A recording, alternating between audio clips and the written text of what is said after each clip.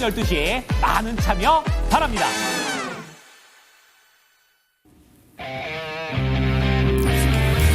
고맙습니다.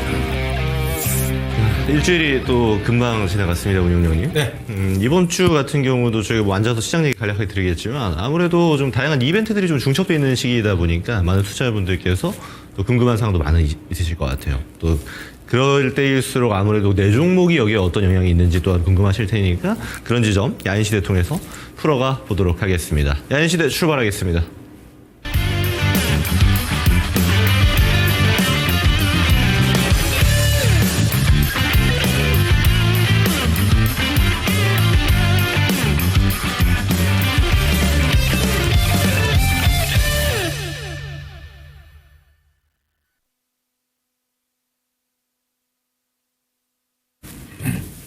뭐랄까 좀 아무래도 이제 운영령님과 지난주부터 저희가 함께하게 되면서 시장이 보는데 또 은근 또 괜찮았어요. 일주일 동안.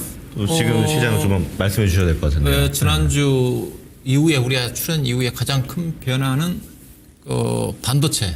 그렇죠. 네, 그렇죠. 반도체에 기한 섹터가 좀 살아났고. 그렇죠. 지난주 아마 목요일부터인가 움직였던 것 같아요. 반도체가. 그렇죠. 맞는 것 같습니다. 네, 그렇습니다.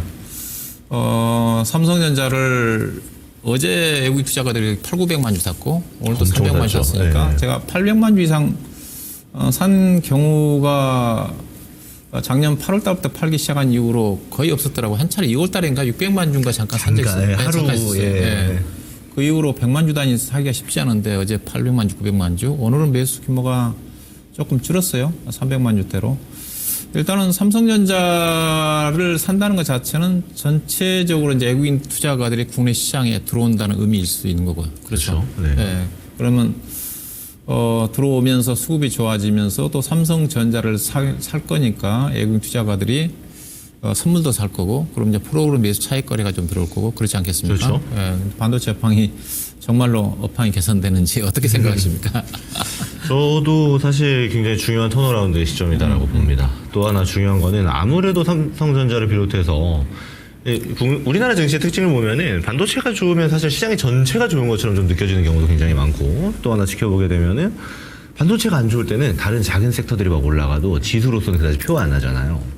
그런 측면에서 보게 되면은 실제로 지수 추종 투자를 하시는 분들이라든지 또 지금 아무래도 반도체 기업들이 많이 내려와 있다 보니까 좀 싸게 담아보자 하시는 분들 같은 경우는 또 저로의 기회가 될 수도 있겠지만, 다른 섹터 같은 경우는 또 하나의 좀 우려감이 또 등장할 수 있는 시기라고도 좀 판단이 되거든요. 다만 이런 측면들이 오늘도 보게 되면 반도체가 오전에 되게 좋았고, 그러니까 개장 딱 하고 장 초반에 좋았고 그 이후에 좀 밀리는 모습을 보여줬어요. 그러면서 이제 다른 섹터들이 좀 조선이나 방산처럼 기존에 강했던 애들이 올라오기도 하고 바이오 관련주들이 또 올라오기도 하고 하는 특징이 있었는데, 이 순환매적인 측면은 좀 계속 고려를 해야 되는 상황이 아닌가. 그래서 반도체가 올라가면서 지수가 올라가겠지만 아마 반도체 독주 안에서도 좀 다른 섹터들 같이 움직일 가능성이 굉장히 높다. 결국 또 종목으로 가지 않을까 이런 생각이 또 들기도 합니다. 그러니까 아까 반도체가 움직이면 전체로 시장은 좋을 수가 있는데 네. 단기적으로 본다 한다면 어제 오늘 이제 그런 특징이거든요. 어제 같은 경우도 거의 삼성전자가 지수를 SK하이닉스와 더불어서 거의 한 7, 80% 올려놨고. 그렇죠. 오늘도 아침에 장 초반에 이제 주가가 급등을 하면서 2630, 40까지 올라갈 때도 삼성전자가 2%, 3% 올라가면서 주가가 올랐는데. 근데 이제 이 삼성전자가 움직이면 지수 부담 때문에 다른 것들이 못 간다. 피해를 보는 게 있다는 거죠. 쏠림이 좀 발생하죠. 그렇죠. 우리나라 시장 같은 경우는 이른바 수급이 안 좋으니까 이른바 풍선 효과라고 하잖아요. 네. 한쪽이 올라가면 한쪽이 터지는 거니까. 그렇죠. 피해를 보는 섹터가 있거든요. 단기적으로. 이제 그런 어떤 부분들이 우리 시청자들이 대응하는데 포인트. 그래서 어제 오늘처럼 삼성전자가 움직일 때는 가급적 다른 여타 대형주들을 따라 사는 배면은 자제를 해야 되죠. 왜냐하면 삼성전자가 올라가면 내가 가지고 있는 예컨대 자동차라든가 뭐 2차 전지라든가 국시간 종목들이 네. 함께 못 움직이잖아요. 네. 네, 그런 것들을 이제 삼성전자가 어느 정도 주도력으로 나올 수 있는 시점에서는 그런 어떤 다른 종목들은 상대적으로 위축되고 피해를 볼 수가 있으니까 그런 어떤 부분들은 결국 순환매를 잘 이용할 필요가 있지 않겠는가. 삼성전자나 SK하이닉스가 쉬어가는 국면 쪽에 산다든가 그런 어떤 전략적인 대응도 필요하지 않겠나 봐야 될 것 같습니다. 네, 자 그럼 바로 이어서 종목 상담 진행해 보도록 하겠습니다. 자, 우선 제가 먼저 오늘은 출발을 해볼게요. 유튜브에서 문의 주셨고요. 크래프톤 33만 원에 15% 보유 중인데 영업이익도 이번에 높게 나왔는데 수익 크게 기대해도 될까요? 라고 질문을 좀 주셨어요. 자, 크게가 혹시 어느 정도일까요? 저는 이게 굉장히 주관적인 포인트이기 때문에 예를 들어 저는 단기 거래를 추정합니다 하면은 한 10%의 수익률도 굉장히 큰 수익이 될 수 있는 거고, 또 크게라고 했을 때 뭐 더블 100% 수익을 원한다라고 봤을 때는 좀 더 길게 끌고 가는 뷰가 좀 등장할 수 있겠지만, 이런 측면 우리가 고려해 봐야 돼요. 크래프톤은 혼자 지금 독주적인 형태가 좀 강합니다. 네. 왜 제가 그런 코멘트를 먼저 드리냐면, 게임주들 전반적으로 한번 보세요. 지금 좀 암울하죠. 네. 실제로 시장 중심에서는 굉장히 멀어져 있는 모습을 보여주게 되면서 실제로 대부분 바닥을 기고 있어요. 근데 크래프톤만 유일하게 나름의 고가를 유지하면서 주가가 유지를 하고 있다라는 겁니다. 이게 굉장히 프리미엄이 있다라고 이야기 드릴 수도 있겠지만, 또 하나의 측면을 보게 되면 섹터가 약하기 때문에 혼자 독주하기가 사실 좀 어려운 측면도 있다라는 거예요. 저는 그래서 지금 크래프톤이 좋은 종목입니다. 저는 길게 끌고 가는 뷰보다는 좀 적절하게 수익 실현을 하면서 가는 종목으로 보는 게 좀 더 좋아 보여요. 지금 이 레벨만 봐도 아시겠지만 크래프톤이 지금 실적이 사실 계속 좋았죠. 이때 이제 지난 4분기 기준 실적 발표를 기준으로 놓고 보면은 컨센치가 높았기 때문에 실적이 좀 안 좋은 것처럼 보여서 주가가 좀 내려오긴 했습니다만, 사실상 그 내려온 폭도 거의 다 회복을 했고요. 이게 어떤 측면이냐면 사실 아직도 박스 레벨에 있다라고 우리가 표현할 수가 있는 겁니다. 저는 이 박스권 대응 정도가 좀 적절해 보여요. 그러니까 끌고 가는 것보다는 좀 짧게 대응하는 게 좋고, 그랬을 때 지금처럼 주가 탄력도 들어오면 또 팔고, 또 지나다 보면은 또 조정 나오게 되거든요. 그랬을 때 또 매수 타이밍을 기다리게 되는 이런 구조가 상당히 어울리는 종목이다.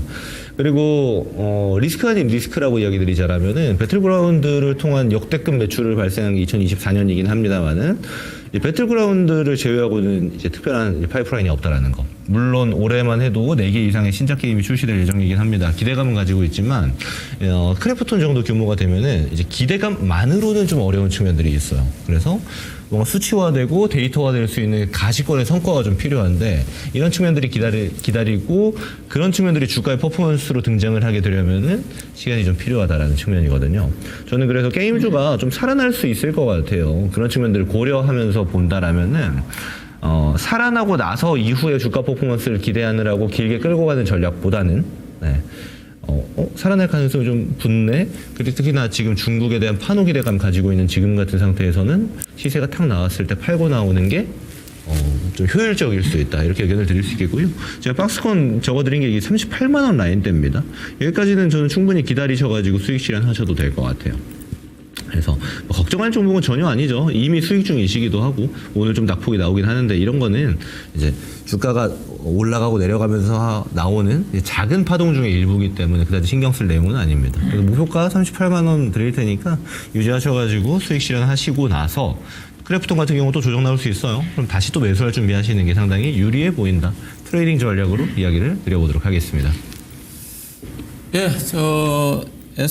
HPSP를 5%를 31,000원에 매수하신 분입니다. 계속 흘러내리네요. 그런 내용과 함께 걱정되는 문구와 함께 올리셨는데요. 뭐 걱정할 수 있는 종목은 아니죠. 이 종목은 기업 내용 자체가 탄탄한 회사고요.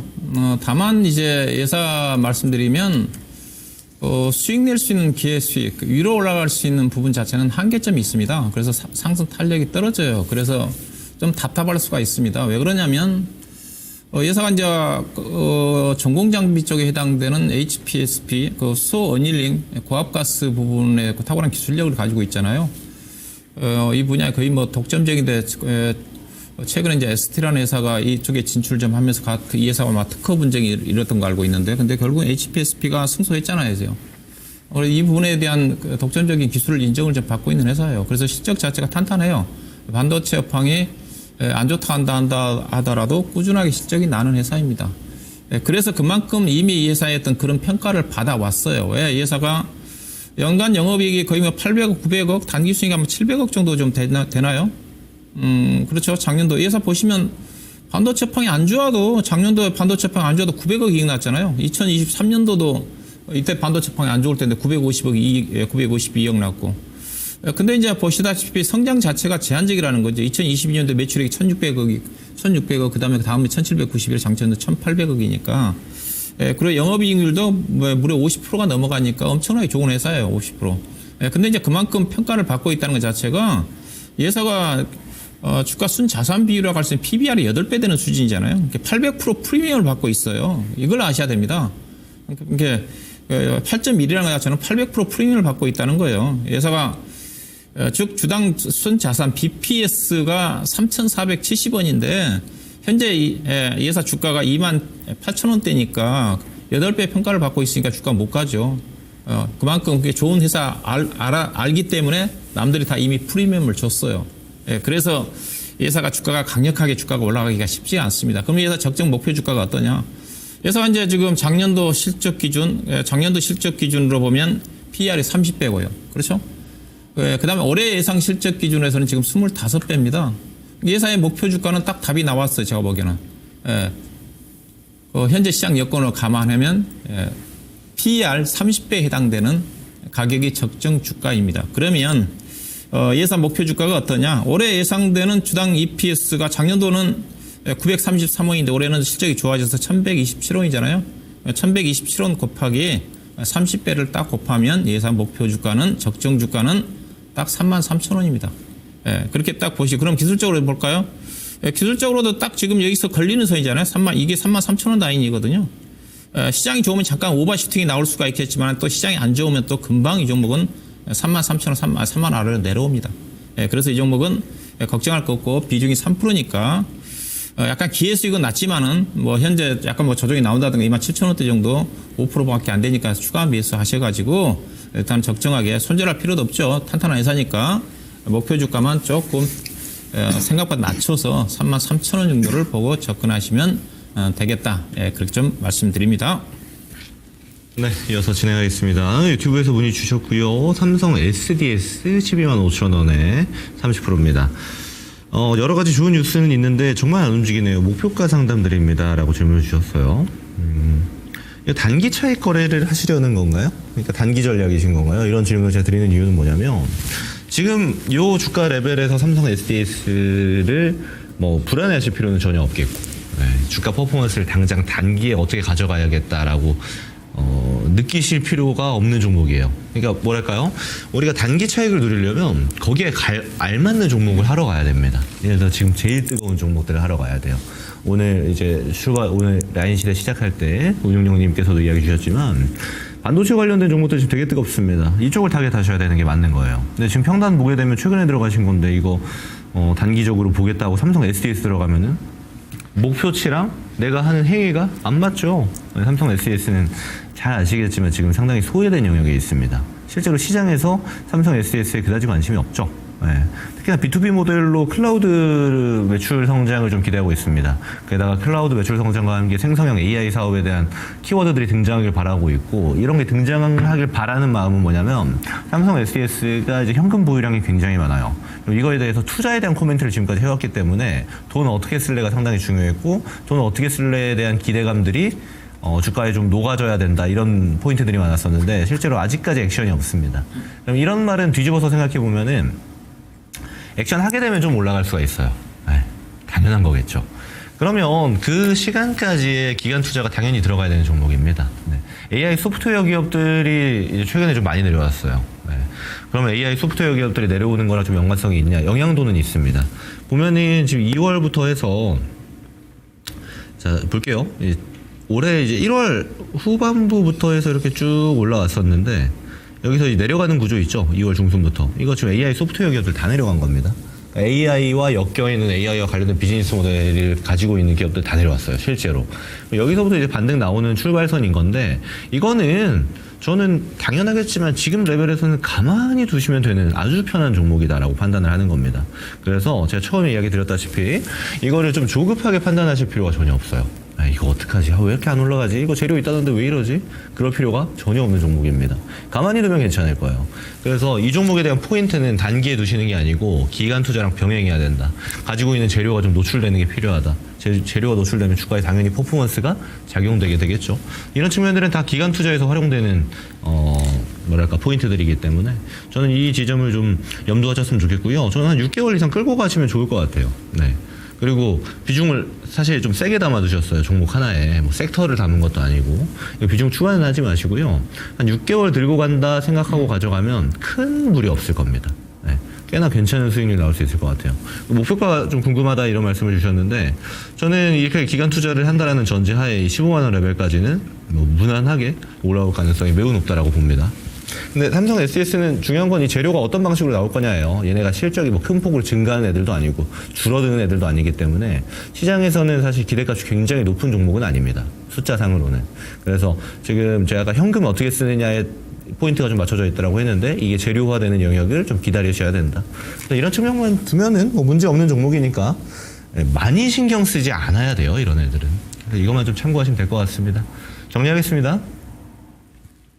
예, 자, 로보티즈를 15% 48,000원에 매수하신 분인데요. 오늘 그 공시는 안 나온 것 같은데 시간에서 물적 분할 이슈가 부각돼가지고 시간에서 떨어지고 있다. 내일 팔아야 될까요? 하는 그런 내용과 함께 올리셨네요. 시간에서 지금 8% 정도 대규모 40만 주 정도 거래가 좀 됐으니까 내일 떨어질 것 같은데 근데 예사가 물적 분할할 만한 그런 기업 뭐 내용이 없는데 왜냐면 예사가 지금 자회사 제가 전자공시실에 들어가 봤는데 로보티스라는 회사 지분 80% 갖고 있는 회사가 있는 것 같긴 한데 예사가 큰 규모도 아니잖아요. 물적 분할해봐야 거의 자회사가 전체 매출액이 지금 보면 연결로 보면 매출액이 작년 연간 매출액이 300억짜리잖아요. 그러면 이제 별도로 좀 봐야 되는데 별도로 하게 되게 되면 한다 하더라도 예사 연간 매출액이 거의 없어요. 띄어낸다 한다 하더라도 269억짜리인데 별도로 근데 연결로 보게 되면 매출액이 300억이니까 2억 3억밖에 안 되는 회사를 떼어낸다. 뭐 이런 경우는 저는 못 본 것 같은데 물적 분할한다. 지금 이제 아무래도 상법 개정이 좀 되게 되면 대표적으로 이런 물적 분할 상장 이슈가 가장 핵심이잖아요. 이른바 쪼개기 상장을 가장 이번 상법 개정에 현재 지금 국회는 통과가 좀 됐고 현재 지금 최상목 대통령 권한 대행한테 넘어갔는데 아무래도 그게 이제 뭐 거부권 행사할 거란 전망이니까 이런 것들이 이제 통과가 좀 되면 쉽지는 않죠. 주주들이 반대를 하니까. 근데 이제 이런 상법이 결국은 이번에 거부권 행사한다 하더라도 통과되지 않겠는가 하는 게 전망이니까 빠르면 상반기 내에 강력하게 현재 지금 더불어민주당 쪽에서 추진하려고 하고 있는 부분이기 때문에 그래서 이런 상법이 개정이 좀 되기 전에 빨리 분할을 하려고 하는 그렇던 제스처가 뭐 최근에 삼성 SDI 유상증자권도 그렇다고 하지 않습니까? 그런 것들이 나올 수는 있을 것 같은데 근데 이제 앞서 뭐 소문이고 공시도 나온 것도 아닌데 시간에서 8% 떨어지고 있다는 것 자체는 일단은 주가가 많이 떴잖아요. 많이 떴고 예사가 앞서 있다시피 저는 여전히 로봇 관련 종목들 요즘 뭐 이슈가 전개되는데 저는 요즘 로봇은 저는 1월달 2월달에 세스 때 매매하고 저는 매매를 해서는 안 된다고 보고 있는 쪽인데 계속 요즘도 뭐 중국이라든가 특히 이제 GTC 엔비디아 지금 어제부터 열리고 있죠. 거기서도 이제 로봇 관련 이슈가 좀 부각되니까 관심이 쏠리고 있는데 아직은 저는 대표적으로 레인보우 로보틱스도 좀 그렇고 두산 로보틱스도 상장 이후에 지금 여전히 적자가 좀 나고 있고 대표적인 회사 적자고 로보틱스 같은 경우도 지금 매출액이 지금 계속 정체잖아요. 적자고 그래서 아직까지는 저는 테마성이기 때문에 결국 테마성이라는 자체는 실적이 안 따라지면 올라갔다 다시 이슈가 모멘텀이 꺾이는 관심이 없이 다시 내려옵니다. 그래서 저는 단기 매매 관점에서 접근해야 된다는 쪽이고요. 그래서 영목이 이제 주가가 시간에서 별다른 그런 공시도 아님에도 불구하고 떨어진 것 자체는 주가가 많이 올랐기 때문에 이제 그런 분이거든요. 우리 시장에 여기에 사신 거잖아요. 지금 41,800원대 사가지고 지금 주당 3,000원 정도 떨어진 국면 쪽에서 악재가 노출돼서 지금 8% 떨어졌으니까 그렇죠. 손실이 날 수밖에 없을 것 같아요. 이거 파셔야 될 것 같습니다. 이런 기술적으로도 고점을 돌파하지 못한 상태에서 악재가 좀 노출됐기 때문에 내일 뭐 8% 정도 좀 떨어지면서 약간 좀 반등 나온 시점에서 거의 고점에 샀다 생각하시고 이런 것들은 이제 선절매 엄측을 좀 지켜놓고 좀 매매를 해야 되는 거니까 내일 하락 이후에 약간 낙폭을 줄이는 국면 쪽에서 매도하고 나오는 전략이 좀 필요하지 않겠는가 그렇게 좀 말씀 좀 드리도록 하겠습니다. 네, 이어서 진행하겠습니다. 유튜브에서 문의 주셨고요. 제테마라는 종목입니다. 7,492원에 5% 추가 매수하고 싶은데 가능할까요? 매도 단가도 부탁드립니다라고 질문 주셨네요. 제테마 이거 사실 시청자분들은 잘 모르실 거예요. 얘네도 피부 미용인데 이제 필러하고 있고 최근에 이제 톡신 진출하려고 합니다. 톡신은 지금 이제 제일 잘 나가는 게 보툴리눔 톡신이다 보니까 보툴리눔 톡신으로 진출하겠다 선언을 한 상태고 실제로 시장은 주요 시장은 아직은 못 들어가죠. 그러니까 터키 정도만 두드리고 있는 상황인데 제가 이렇게 설명드리면은 딱 떠오르는 종목들이 나와야 돼요. 지금 보툴리눔 톡신 관련 기업들은 국내에서 이미 대장들이 있습니다. 네, 특히나 그 대장을 차지하기 위해서 엄청 치열하게 싸우고 있는 기업들이 있어요. 막대한 투자를 하면서.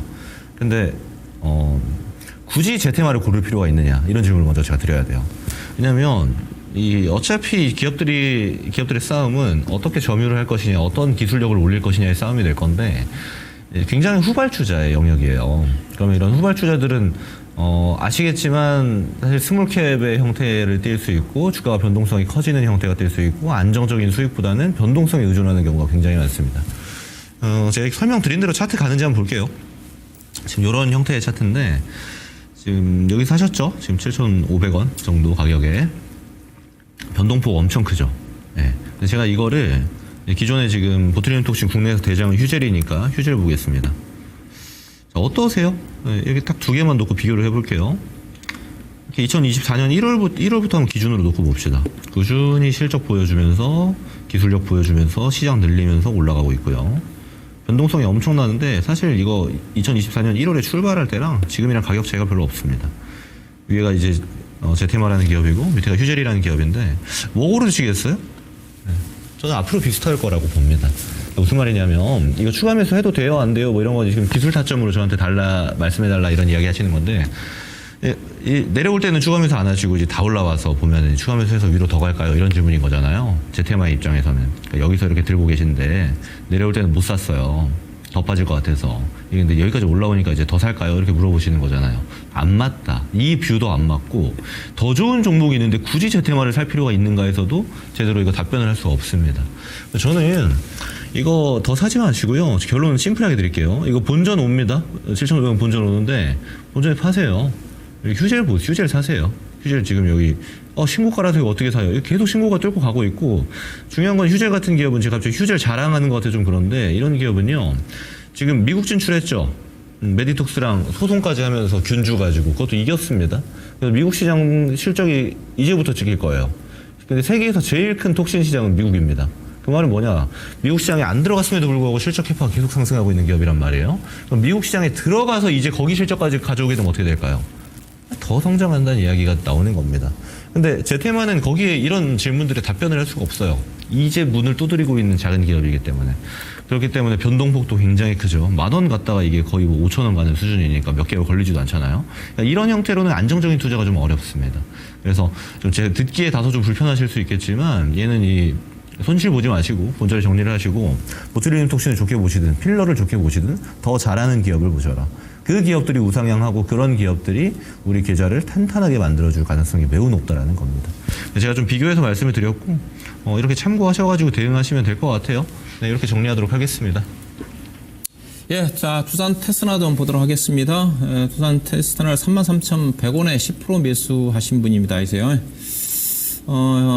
10% 정도 손실 구간에 있는 것 같습니다. 이세요. 최근에 좀 올라갈 때 사신 게 아닌가 생각이 좀 되는데.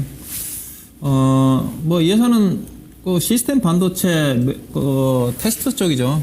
웨이퍼 쪽이 보니까 전공 정당이 해당되는 쪽이 비중이 한 60% 정도 되는 것 같고, 그다음 패키징 테스트가 40% 정도 좀 되는데, 아무래도 시스템 반도체 영역이다 보니까 삼성전자의 시스템 반도체 업황과 관련이 영향을 많이 미친다고 좀 봐야 되지 않겠습니까? 삼성전자가 알다시피 지금 반도체에서 HBM 반도체도 경쟁이 밀리고 있지만 가장 어려운 것 자체가 그나마 그래도 D램이라든가 업황이 안 좋은 국면에서 이익을 나고 있는 것 자체를 시스템 반도체 쪽에서 지금 손실이 나고 있는 거잖아요. 거의 분기 단위 지금 1조, 2조 원 정도 적자가 나고 있거든요. 그러니까 후공정 반도체, 테스트 시스템 반도체 영역에 있는 국내 회사들이 실적이 못 따라가고 있는 겁니다. 규제가 못 따라가니까. 결국은 삼성전자 시스템 반도체 쪽에서 경쟁력을 회복을 좀 하면서 여전히 적자나고 있는 부분 자체. 삼성전자도 결국은 시스템 반도체 쪽에서 경쟁력을 어느 정도 좀 올라오지 않는 한, 적자를 축소하지 않는 한 삼성전자는 어렵습니다. 반도체 팡이 좋아진다 한다라도 거기서 계속 까먹고 있기 때문에 결국은 삼성전자가 빨리 시스템 반도체 쪽에서 경쟁력을 좀 회복을 좀 하면서 TSMC가 독주 체제에 있는 그 영역을 어느 정도 좀 좁혀가야 되는데 이제 계속 지금 오히려 더 벌어지고 있어가지고 그래서 두산 테스나 같은 경우도 그 영향을 받고 있는 게 아닌가 볼 수가 있습니다. 다만 예산은 앞서 이제 삼성전자는 여전히 시스템 반도체 쪽이 적자가 나고 있지만은 예산은 그래도 적자나는 회사는 아니죠. 연간 뭐 300억 정도, 400억 정도 이익을 꾸준히 나고 있는 회사고 작년도도 380억 정도 이익을 나고 있는 회사니까 다만 시작 자체가 과거에 이제 두산으로 넘어가기 전에 회사가 500억 정도 이익을 난 거 감안하면 600억까지 이익 났으니까 역성장을 하고 있는 쪽이니까 주가가 오버슈팅 나오기는 조금 좀 시간이 좀 필요해 보여요. 다만 이제 올해 실적이 좀 좋아지는 구간에 있고 작년도보다는 예상치 대비해서 한 20% 정도 증가되니까 올해 예상되는 실적 기준에 가지고 PER 단위로 지금 19배 정도 되는 거거든요. 오늘 주가 좀 떨어졌으니까 18배 가까이가 될 것 같은데 상승을 할 겁니다. 다만 뚜렷하게 좋아질 수 있는 그런 어떤 부분들은 아니기 때문에 즉 시스템 반도체 영역이기 때문에 반도체가 좋아진다 한다 하더라도 메모리 쪽이 좋아진다 한다 하더라도 별 수혜를 못 받아요. 그래서 지금은 제가 이제 반도체를 얘기를 할 때 살 때는 달라졌습니다. 이게 지난주부터 해가지고 지금 반도체 업황이 좋아지고 있는 것 자체가 범용 반도체, 레거시 반도체 쪽이기 때문에 이쪽에 보셔야 돼요. 그 전까지만 한다 하더라도 이게 반도체를 볼 때는 지난주 수요일 이전과 수요일 이후를 완전히 다르게 봐야 됩니다. 수요일 이전에는 엔비디아발 HBM 반도체 중심의 시스템 반도체, 비메모리 반도체, 에이직 반도체, 그렇죠. 주문형 반도체 그쪽이 주였는데 지금은 관심은 범용 반도체 쪽으로 넘어왔어요. 그래서 오늘 주가 떨어질 때도 보게 되면 시스템 반도체 영역에 있는 종목들이 많이 떨어졌습니다. 예. 반면에 최근에 범용 반도체와 관련된 소재라든가 장비 종목들을 최근에 주가가 10% 20% 올라간 종목들 그렇게 안 떨어졌어요. 1% 2%밖에. 예. 예. 그런 차원이라고 좀 보시면 될 것 같아요. 그래서 이 종목 보시면 이 종목이 최근에 주가가 별로 못 올랐잖아요. 최근에 이게 반도체 지난주 목요일부터 반도체 관련 종목들 업황 회복 기대감 때문에 올라왔는데 지난주 목요일 이후에 주가가 이 종목이 거의 28,000원이었잖아요. 28,000원이었는데 엊그제 올라올 때 거의 28,000원인데 5%도 채 안 올랐는데 다른 종목들은 약간 리노공업이라든가 종목 같은 경우는 거의 20% 올라왔는데 대부분 평균 15% 정도 올라왔거든요. 근데 이 종목은 5%도 채 안 올라왔는데 오늘 2% 떨어졌어요.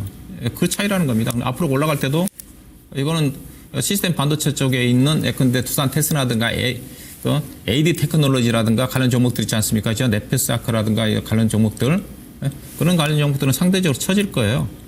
그래서 일단은 이제 보유 의견을 드리겠지만 추가 매수는 오히려 그쪽이 차지해야 될 것 같고 일단은 종목은 보유인데 시장 자체가 안정적이니까 손실 안 내고 이익 좀 내고 나올 수가 있습니다.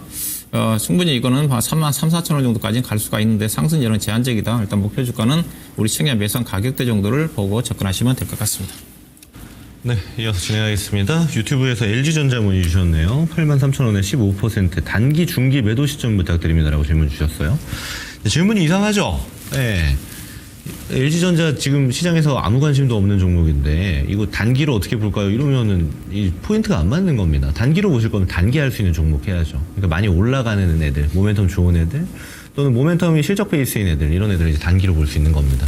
LG전자는 지금 바닥에서 기고 있어요. 제가 차트 한번 보여드릴게요. 여기서 기고 있어요. 근데 여기서 이제 단기로 편입한다.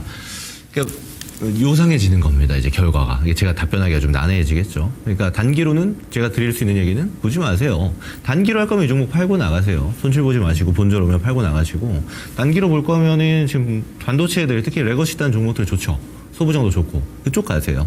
그게 맞아 떨어집니다. 자, 그럼 중기로는 어떨까요? 전 중기부터는 괜찮을 것 같아요. 지금은 좀 소외되어 있지만 LG전자가 뭐 실적이 줄고 뭐 이런 기업 전혀 아니죠. 물론 영업이익률 높게 잡히는 그런 기업도 아닙니다. 맨날 3, 4%씩 벌어요. 이제 그 정도의 캐파를 지금 가지고 가는데 주가 퍼포먼스는 사실 세게 나오는 기업은 전혀 아닙니다. 다만 지금 기대감 갖고 있는 게 HVAC, 냉난방 공조 시스템은 이제 글로벌 원톱이거든요. 아무래도 지금 냉난방 공조에 대해서 특히나 이 반도체 단위로 고열을 어떻게 해결할 거냐에 대한 문제에서 HVH가 해결책 중에 하나로도 좋은 평가를 받고 있기도 합니다. 그 말인즉슨 앞으로 이 기대감을 좀 불러일으키게 되면은 주가 퍼포먼스가 적당히 나올 수 있겠죠. 근데 그렇다 한들 막 우상향 엄청 많이 나오고 이런 기업은 전혀 아니다. 이렇게 판단을 좀 해주셔야 돼요. 저는 지금 레벨에서는 저가 매수의 매력도가 아주 들어가 있다. 그래서 적절한 가격에 잘 사셨고 중기 정도 6개월 이상 정도 보유를 하시게 되면은 기대값이 좀 크다라고 저는 판단을 하는데 이 11만 원 레벨까지는 저는 뭐 큰 문제 없이 올 수 있다라고 올 수 있는 종목이라고 판단을 합니다. 그래서 기간 투자하는 종목이에요.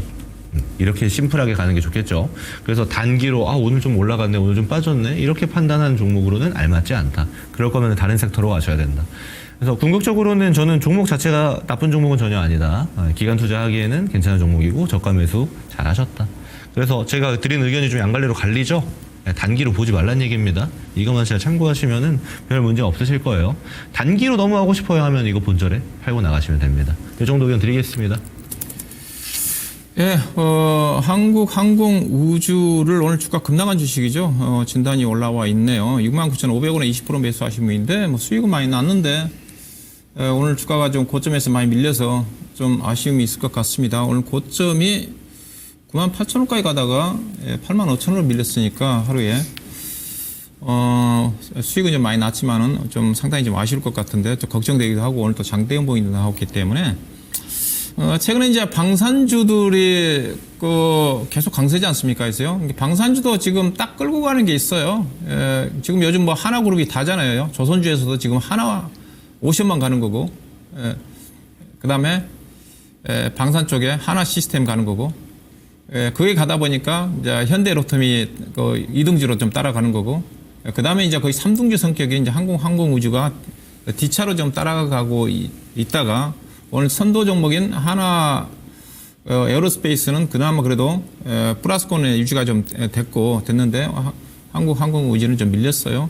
결국은 선도 종목들이 가니까 따라가는 쪽이기 때문에 선도 종목들의 흐름을 잘 봐야 됩니다.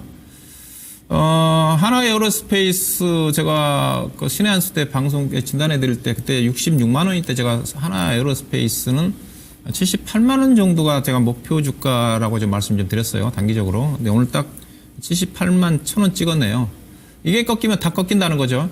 다 꺾이고. 그리고 제가 현대로템이 조금 싸다고 그랬었는데 현대로템 이제 98,000원 제시해드렸는데 거의 10만 원 넘어갔네요. 보니까. 그 다음에 항공우주를 얘기할 때 항공우주는 유일하게 방산주 중에서 작년 4분기 시절 보게 되면 어닝 쇼크가 나왔던 주식입니다.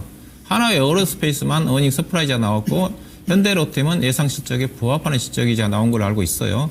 그래서 한국항공우주는 실적과 무관한데 하나 에어로스페이스가 워낙 서프라이즈하게 나왔고 그 이후로도 최근에도 지금 유럽 쪽의 재무장이라든가 자주국방 얘기 좀 나오면서 다시 모멘텀. 지금 조선주하고 방산주는 일본 앞서 얘기했다시피 실적으로 하나 에어로스페이스 가는 부분도 있지만 모멘텀입니다. 근데 조선주가 이렇게 갈 이유가 없어요. 근데 지금 트럼프 정부 들어와서 여러 가지 모멘텀이 겹쳐서 실적 물론 이제 여러 가지 미국과의 조선 협력, MRO 사업과 관련해가지고 관련 회사들 수익이 얼마만큼 나올지는 모르겠지만 제가 파악하기로는 MRO 사업과 관련해가지고 과거에 MRO 사업을 했던 일본 업체들, 조선 업체들 보니까 규모 자체도 얼마 안 되더라고요. 실적 자체가. 대신 이제 군함 사업과 관련된 부분 자체는 아직 검증이 안 됐기 때문에 얼마만큼 수익에 기여할지 모르겠지만은 그런 모멘텀으로 가는 거거든요.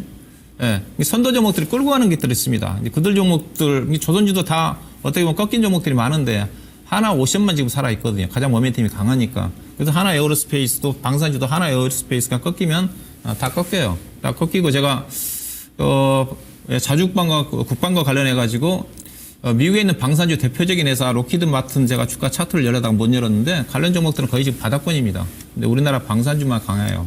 그래서 우리나라는 이런 이슈 모멘텀이 이제 강한 장세라고 얘기를 하는데 결국은 이제 이런 것들이 과다하게 해외 증시 대비해서 올라간 주식들은 3월 30일부터 재개되는 공매도에 직접적인 타겟이 될 수 있을 가능성도 더 커요. 근데 제가 봤더니 하나 에어로스페이스라도 많이 떴던 하나 오션 같은 경우는 아직까지 대차 잔고는 안 늘어나고 있더라고요. 오히려 안 늘어납니다. 근데 대차 잔고가 많이 늘어나고 있는 쪽은 주가 지지부진거리고 있는 2차 전지 쪽이 많이 늘어나요. 많이 늘어납니다. 그래서 아직까지 하나 에어로스페이스 주가가 많이 떴지만은 공매도 잔고, 대차 잔고 볼까요? 대차 잔고가 오히려 줄었죠. 예, 이게 그렇죠. 시점에 아직 줄었어요. 그래서 그런 우려감은 아닌 것 같아요. 보면 다른 것들 다 늘었어요. 예산 최근을 딱 보게 되면 이 주가가 67만 원대 2월 말 정도에 대차 잔고가 149만 주가 고점이었는데 150만 주인데 지금 122만 주, 30만 주 줄었어요. 그런 부분이 있더라고요. 하나오션도 마찬가지예요. 예. 오히려 이제 급등한 종목 하나오션도 약간 하나오션은 최근 들어서 약간 대차 잔고가 저점에서 한 100만 주 가까이 늘어났네요. 예, 늘어났는데 이게 이제 외국인 시각에서 이제 공매도가 전개된 시점에서 어떻게 작용을 할지. 근데 하나 에어로스페이스는 그런 정도는 아닌 것 같다. 예, 오늘 한국 운주는 누가 팔았냐? 외국 투자가들이 판 거잖아요. 외국 투자가들이 왕창 물량을 내놔버렸습니다. 67만 주를 팔았거든요. 이제 그동안 샀다가 아마 개인 투자가들 최근 외국 투자가들 계속 사니까 주식을 따라 산 것 같은데 여러분이 주식이요 너무 외국인하고 기관 매매 믿지 말라고 그랬어요. 요즘은 기관하고 외국인 투자가들이 꼭지 만드는 게 많습니다. 많습니다. 개인 투자가들 외국인 기관이 사니까 더 가는구나 해가 따라 살 때 거기다 대고 왕창 엎어버립니다. 예. 오늘도 이제 그런 흐름인 것 같아요. 이게 이거잖아요. 예. 외국인 투자가들이 지금 이거 빨간색에 샀는데 수익이 좀 낮겠죠. 그래서 오늘 뭐 67만 주 팔았는데 장대 때문에 나왔기 때문에 단기적으로 고점이 나왔을 가능성이 크죠. 이 종목은 앞서 얘기했다시피 선도 종목은 아직 안 꺾였지만 선도 종목도 약간 좀 가격적 부담을 느낄 수 있는 부분이기 때문에 좀 아쉽습니다. 약간이라도 좀 98,000원이면 이게 10만 원에 팔려고 한 사람이 있거든요. 그러면 좀 낮춰서 잡아야 돼요. 매매 못 하신 분이 예컨대 10,000원에 주문낸 사람 있죠. 10,000원에 주문내는 게 아니라 9,980원이라든가 9,990원이라든가 주문해서 팔아야지. 딱 10만 원 정도 팔아먹으려다가 오늘 딱 98,000원 갖고 밀려버리잖아요. 지금은 조금 좀 아직 꺾인 건 아닌데 일단은 이 종목은 이렇게 하시면 될 것 같아요. 지금 86,000원인데 최근에 주가가 급등했던 가격대 82,000원을 이탈을 하면 아쉽지만은 좀 익절을 하셔야 될 것 같아요. 그리고 이제는 고점 돌파는 오늘 98,000원인데 이건 돌파하기 쉽지는 않을 것 같습니다. 반등이 나온다 한다 하더라도 지금 85,000원대인데 제가 보면 9만 원 정도 언저리 정도가 일단은 반등 시점이 좀 되지 않겠는가. 그래서 9만 원대 전량 매도 82,000원 이탈한다 하더라도 어느 정도 반 정도는 익절할 필요가 있지 않겠는가. 그렇게 좀 말씀드립니다. 네, 이어서 진행하겠습니다. 유튜브에서 문의 주셨네요. 한올바이오파마 36,400원에 7%입니다. 오늘 중국 해지 뉴스가 떠서 아침에 급락했던데 문제 없는 걸까요? 대응 전략 부탁드립니다. 결과 먼저 말씀드리면 뭐 별 문제 있는 건 아닙니다. 이 문제가 한올바이오파마가 문제가 있어서 예를 들어 지금 중국 기업이 하버바이오메드인데 한올바이오파마가 지금 진행하고 있는 기대감 받고 있는 바토클리맙이라는 물질은 이제 중국 그리고 대만, 홍콩 시장에는 하버바이오메드한테 라이센스하고 진행되어져 있고요. 그래서 물질 임상 진행하고 있죠. 그리고 미국을 포함해서 이제 북미, 남미, 유럽 같은 경우는 이제 이뮤노반트한테 라이센스하고 진행했습니다. 제가 왜 별 상관없다고 얘기 드리냐면요. 지금 한올바이오파마가 해지해달라고 한 거예요. 우리가 돈 받고 물질을 임상을 맡겼는데 하버바이오메드가 지금 기업 내부적인 좀 변경 절차를 많이 거치고 있습니다. 그러니까 지금 임상 진행하고 한올바이오파마의 비즈니스가 점점 커지고 있는 게 아니고 하버바이오메드가 내부적으로 자체적인 솔루션, 자체 플랫폼이 너무 많이 커지고 있어요. 그러니까 사업부 자체가 이제 임상 진행하고 있는 사업부가 없어지네 마네 요 얘기 나오고 있는 단계입니다. 물론 여기서 지금 중요한 건 뭐냐면 한올바이오파마가 왜 이거 태클을 걸었냐, 왜 하버바이오메드한테 야 너네 물질 그냥 돌려줘 요 얘기를 왜 했냐인 건데 지금 MG라고 해서 중증 근무력증 있죠. 지금 중국에서는 삼성 통과했습니다. 지금 그래서 이제 판매 전 단계 신약 허가 받고 있는 단계인데 이 외에 갑상선 암병증이나 추가적인 그러니까 바토클리맙을 통해서 갖고 있는 다양한 파이프라인에 대한 임상을 진행해야 되는데 하버바이오메드가 안 하고 있어요. 그러니까 성실 의무를 위반했다라고 한올바이오파마가 너네 그냥 물질 가져와 다른 애한테 라이센스하고 살래 이 얘기 하는 거예요. 그럼 여기서 이제 문제가 생기는 게 뭐냐? 지금 당장에 문제 생기는 건 없습니다. 왜냐하면 신약 허가 받고 있는 단계는 한올바이오파마가 직접 진행할 거고요. 그리고 중국을 포함한 다른 중국 아시아 시장에서는 다른 기업한테 아마 라이센스하고 진행하려고 들겠죠. 근데 하버바이오메드가 일단은 중재를 해달라. 그래서 중재할 수 있는 기관에 국제기관에 의뢰를 해놓은 상태입니다. 그래서 중재가 되어서 알아서 우리가 잘해볼게 하면 지속이 되는 거고 아닌데 사이즈를 보니까 이거 안 되겠는데 하면 한올바이오파마가 중재를 거부하겠죠. 뭐 이런 형태인 겁니다. 그러니까 지금 사실 중요한 거는 한올바이오파마의 기대감을 그대로 갖고 있는 건 실제로는 지금 미국이에요. 결국 자가면역 치료제 시장이 가장 큰 게 미국이고 미국에서 지금 데이터 값을 뽑아내야 되는 게 이뮤노반트입니다. 이게 지금 중요한 게 이제 중증 근무력증 3상 데이터가 3월에 나올 거예요. 지금 이번 달 얼마 안 남았죠? 한 10거래일 정도 남았는데 이번 달 발표 예정입니다. 3월 말 전에 발표될 거고 이거가 사실 중요할 거예요. 왜냐하면 지금 바토클리맙이 이제 베스트 인 클래스 같은 이제 FcRn 항체 자가면역 치료제 중에 항체가 FcRn인 것들 중에 가장 좋은 약으로 뽑혀요. 바토클리맙이. 첫 번째는 데이터입니다. 그래서 데이터 값, 그러니까 약 치료를 잘 시키냐 이런 지점이죠. 치료하는 거 데이터에서 최상이었고요. 지금까지 데이터는. 또 하나 중요한 건 뭐냐면 경쟁사 중에 아제넥스라고 있어요. 아제넥스라는 기업은 중요한 건 얘네는 이미 상용을 했습니다. 같은 항체, 같은 치료제입니다. 물질이 다르죠. 얘네 문제가 있어요. 데이터 값이 지금 한올바이오파마가 임상하고 있는 이뮤노반트를 통해서 임상하고 있는 바토클리맙보다 데이터 값이 안 좋다는 거. 조금 덜 좋습니다. 또 하나는 자가 치료가 안 돼요. 그러니까 SC가 안 됩니다. 우리 알테오젠 SC제형 다들 공부 들어보셨죠? 이제 자가 치료가 되냐 안 되냐에 따라서 최근 트렌드는 도태되냐 안 되냐의 시대까지 왔어요. 그래서 알테오젠 같은 기업이 더욱더 각광받고 있는 거고. 근데 한올바이오파마의 바토클리맙은 애초에 SC 설계입니다. 그래서 자가 치료가 돼요. 근데 아제넥스는 그게 안 됐단 말이에요. 중요한 건 최근에 아제넥스 데이터가 SC 가능한 데이터를 뽑아냈어요. 그래서 지금 한올바이오파마가 앞서는 거는 데이터 값입니다. 더 치료를 잘해로 가야 된단 말이에요. 그 말인즉슨 지금 삼성 데이터 나올 건데 이 삼성 데이터에서 내가 더 치료 잘해를 보여주지 못하면 그때는 문제가 될 수 있습니다. 근데 저는 지금 단계에서는 좀 기다려 봐야죠. 한올바이오파마 투자하시는 분이라면은 지금 그 값이 나오는 게 이제 3월에 나올 건데 이거 10일 냅두고 있는데 저는 뭐 기다려 볼 법하다. 네. 제가 방금 이야기 드린 건 리스크를 이야기 드린 거고 실제로 지금까지 보여줬던 데이터 값은 자가면역 질환 치료제 FcRn 중에서는 한올바이오파마가 거의 원톱입니다. 이건 변함없는 사실이거든요. 지금까지 보여준 데이터 값의 기대치를 3월에 한 번 더 보여주지 않을까 하는 게 저도 기대감을 좀 가지고 있다라고 이야기 드릴 수 있겠고요. 그래서 별로 뭐 무서워하지 않으셔도 되겠다. 그래서 이런 기업들은 데이터 보면서 가야 돼요. 근데 만약에 삼상에서 우리가 흔히 속된 말로 하면 빠그러진다 그런 얘기 하죠. 그게 이제 데이터 값이 안 좋아요. 그럼 상업성이 떨어진다는 얘기입니다. 그런 게 나오게 되면은 좀 손절을 하는 것도 고려를 하셔야 되는 거예요. 그래서 그거는 보고 대응을 하셔야 되기 때문에 제가 뭐 가격 설정을 통해서 대응한다라기보다는 데이터 나오는 게 이제 얼마 남았으니까 보고 괜찮네면은 급등이고요. 이거 좀 안 좋네? 예를 들어서 데이터 값이 덜 하네? 그러면 급락 나올 수 있습니다. 이거 저는 첫날에 어떻게 보느냐에 따라서 다르다. 데이터값 좋으면 쭉 홀딩하시면 되고 안 좋다라는 결과가 나오면 그냥 첫날에 깔끔하게 정리하는 것도 좋은 방법이 될 수 있다. 근데 데이터가 좋을 가능성이 매우 높다. 이렇게 의견 정리해드리도록 하겠습니다. 예, 자, TCC 스트립입니다. 33,000원에 20% 매수하신 분입니다. 자, 27,000원대니까 거의 20% 손실 구간에 있으신 분이에요. 꽤 오래된 것 같습니다. 최근에도 주가가 33,000원 2월 26일에 찍은 적이 있는데 그 이전에 사셨겠죠, 이제. 이 회사는 이제 2차전지 쪽에 온통연 캔 관련 종목이지 않습니까? 주 거래처가 이제 회사가 LG 에너지 솔루션을 중심으로 해가지고 LG 에너지 솔루션은 지금 원통형 배터리 4680 원통형 배터리는 지금 테슬라가 원가 절감 차원에서 주도를 하고 있는데 문제는 지금 테슬라가 요즘 자꾸 들리는 얘기 자체가 중국이라든가 유럽 쪽에서 독일 중심으로 해서 전기차 판매량이 지금 급감하고 있어가지고 그래서 주가가 지금 계속 흘러내리고 있잖아요. 결국 이제 테슬라가 전기차 판매량 쪽에서 긍정적인 시그널이 좀 나와야지 모멘텀이 부각이 좀 될 거고요. 부각이 될 거고.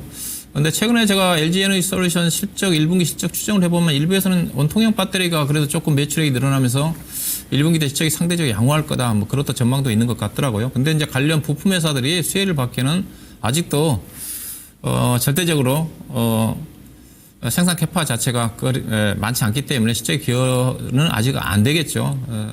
2026년도, 7년도 정도 가야지. 왜냐하면 전기차 시장 캐즘이 2026년도까지라고 그러거든요. 그러니까 대부분 증권사들이 올해 역성장이고 내년도도 거의 정체고 2026년도 하반기, 2027년도 정도 가야지 수요가 살아날까 하는 전망이니까 그때까지는 관련된 종목들 매출이 크게 증가하기는 어렵지 않겠는가 그렇게 좀 말씀드리고 싶고요.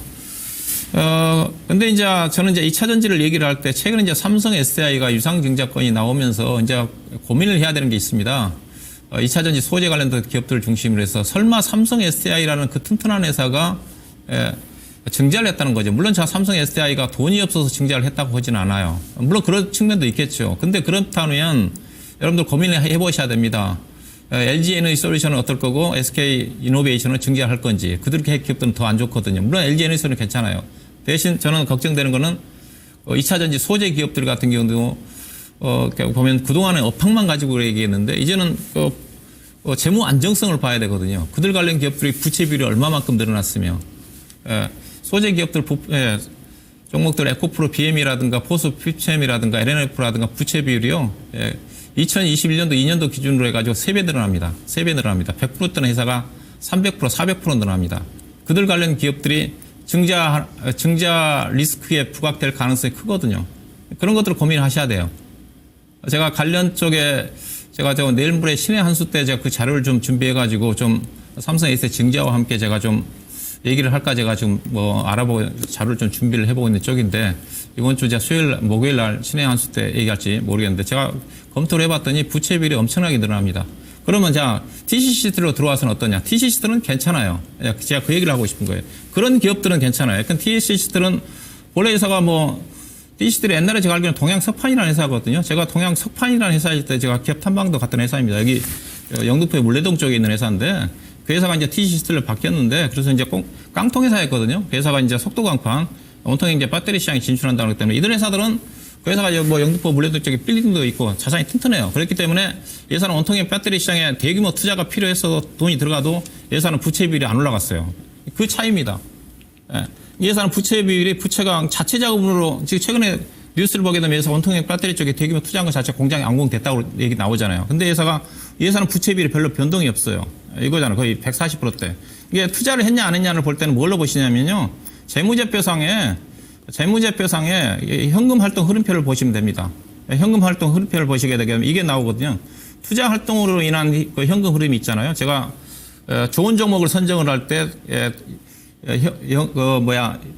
현금 활동의 기본 자체가 영업 활동 현금 흐름에 무조건 플러스가 나와야 되고 그다음에 투자 활동은 성장하기 위해서 투자가 진행되는 경우는 마이너스가 나오거든요. 근데 예사 같은 경우 보면 2023년도에 1,000억 투자했잖아요. 그 전에 646억 투자했고 현재 본다 한다면 즉 2022년과 2023년도에 1,600억 정도 대규모 투자를 했어요. 투자가 마무리됐음에도 불구하고 근데 문제는 뭐냐? 회사가 부채 비율이 안 늘어났다는 겁니다. 부채 비율이 거의 130%, 140%예요. 근데 일반 소재 기업들 같은 게 LNF라든가 에코프로 BM이라든가 포스코 퓨처엠도 작년도에 여러분 재무상의 부채 비율은 그렇게 높지는 않지만 작년도 6천억 정도의 연구채를 조달했습니다. 6천억 정도. 그걸 부채로 계산해 보면 부채 비율이 300% 넘어요. 예. 작년도 이제 포스코 퓨처엠도 자금이 투자를 해야 되는데 돈이 없어가지고 증자를 할까 하다가 투자자들의 비난이 있을 것 같아가지고 자체적으로 연구체를 통해가지고 포스코 홀딩스한테 5천억하고 그다음에 증권사를 통해서 1,000억을 조달했거든요. 실제로 부채 비율은 연구체 자체가 부채인데 자본으로 편입돼가지고 부채 비율은 낮아지셨습니다. 근데 이자 비용은 4.6%가 좀 되는 거니까. 그런 것들이 좀 이제 우려할 수 있는 부분이 2차 전지 관련 종목들은. 이게 삼성 SD가 증자를 하면서. 자, 그래서 TCS는 그런 우려가 없다. 투자가 마무리됐는데 부채가 안 늘어났다. 그럼 예산은 걱정 없어요. 예. 그래서 기다리면 좀 됩니다. 기다리면 되고 이제 성과가 나타나면 주가가 상승하지 않겠는가. 그렇지만 현재로 봐서는 저는 2차 전지는 그래서 제가 단기 트레이딩 매매라고 얘기를 하거든요. 위로 올라가기가 쉽지 않다. 쉽지는 않다. 대신 주가가 충분히 많이 빠졌고 시정은 안 좋다 한다 하더라도 주가는 하방은 좀 지지가 된다. 그러면 이 종목도 그런 매매를 하시면 됩니다. 그래서 우리 시장에 33,000원 사셨는데 현재로 봐서 기술적으로는 딱 33,000원이네요. 그렇죠? 여기가 고점이죠. 현재로 봐서는. 그래서 트레이딩 매매 33,000원 정도를 매매하시면 될 것 같고 탄탄한 주식이니까 약간 여건이 있으시면 약간 5% 10% 정도 추가 매수도 가능하지 않겠나. 그래서 이 종목은 26,000원과 33,000원 사이에서 매매를 하시면 될 것 같습니다. 네, 이어서 보겠습니다. 유튜브에서 에이징랜드 문의 주셨네요. 35,000원에 10% 진단 부탁합니다라고 질문을 주셨어요. 에이징랜드는 이제 TSMC 공식 협력사죠. 디자인하우스입니다. 상장한 지 막 오래된 회사가 아닌데 지금 반도체들 꼼수를 하고 있는데 조금 엇박자나죠. 그러니까 어떤 측면이냐면 실제로 실적 베이스 또 제가 수출 데이터도 제 공개 방송 제 유튜브 있죠. 김근우의 근본투자 통해서 막 수출 데이터도 브리핑 드리고 하는데 이런 숫자 찍히는 데이터를 통해서 움직이는 애들은 전형적으로 이제 우상향이 슬슬 나오고 있습니다. 근데 오히려 먼저 반응했었던 이런 디자인하우스 관련 기업들 또 칩 설계하는 기업들이 있죠. IP 딴 기업들은 먼저 올라갔다가 좀 내려가는 모습을 보여주고 있어요. 자, 왜 그런가 하면은 제가 이 락바텀 얘기를 계속 드립니다. 실적이 좋은 애들, 실적 베이스로 올라가고 있는 그 모멘텀의 중심에 실적이 있는 애들 같은 경우는 올라갔다가 조정 나와도 한계치가 있어요. 또다시 올라갑니다. 이런 구조를 보여준다라면 지금 에이징랜드처럼 디자인하우스 관련 종목들은 올라갔으면 끝까지 내려가요. 이게 왜 이런 큰 차이가 있냐면, 자 보세요. 사실 이제 지금 반도체 레거시단 실적 베이스 종목들은 이제 2월 정도 돼서 반응도가 올라오고 있습니다. 근데 지금 에이징랜드 같은 경우는 먼저 올라왔어요. 작년 10월에도 이렇게 반응도가 나왔었고 12월부터 해서 1월까지 이렇게 반응도가 나왔습니다. 자, 근데 중요한 건 뭐냐면 이 올라가는 폭 말고 내려가는 폭 한번 보세요. 반토막 났죠. 지금 이 올라간 거에 비해서 반토막 났고요. 지금 여기서 저는 또 이렇게 내려가도 전혀 이상하지 않다가 됩니다. 실제로 지금 실적도 적자인 상태고요. 또 하나 중요한 거는 이제 저는 이렇게 설계하는 기업들, 또 디자인하우스 기업들을 투자하시는 거는 국내 기업들 중에서는 아직은 완전한 수혜주라고 볼 수 있는 애들이 별로 없어요. 왜냐하면 우리나라 기업들, 반도체 기업들 자체가 메모리 기반이고 대부분의 투자가 메모리에서 발생하고 있기 때문입니다. 근데 이런 형태를 굳이 우리가 인지하지 않고 있으면은 좀 엇박자 나는 게 좀 당연한 결과가 되는 겁니다. 그래서 에이징랜드 입장은 어떻게 가야 되냐면 이런 종목들은 샀다 팔았다 하는 거예요. 이런 거를 막 끌고 가서 어떻게 대응을 해보겠다고 하면 그때부터 주식이 굉장히 어려워집니다. 내가 지금부터 올라가겠지 하고 타점 잡고 샀으면 올라가면 수익 실현하고 내려가면 팔아버려야 돼요. 그래야 굉장히 깔끔한 종목이 되는데 이게 지금 샀다가 물리니까 이렇게 되는 거거든요. 그러면 어떻게 돼요? 내가 원하는 뷰가 안 나왔으니까 팔아버리는 게 굉장히 올바른 방향이 되는 겁니다. 그걸 하기 싫다. 나는 예를 들어서 사서 쭉 시세가 나오면 팔고 싶다 하면 지금 에이징랜드를 볼 게 아니고 지금 반도체 소부장들을 보셔야죠. 오히려 삼성전자 사는 게 제 눈엔 더 나아 보여요.